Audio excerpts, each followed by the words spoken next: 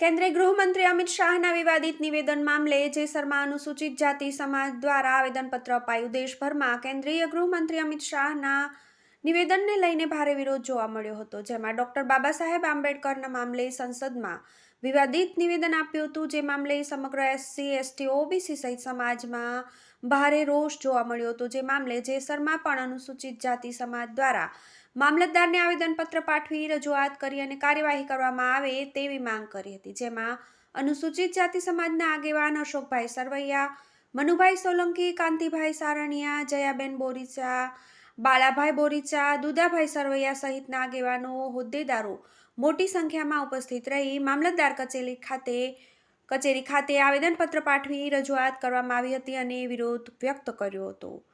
શાશ્વત સમાચાર ગુજરાત, પાલિતાણા ન્યૂઝ.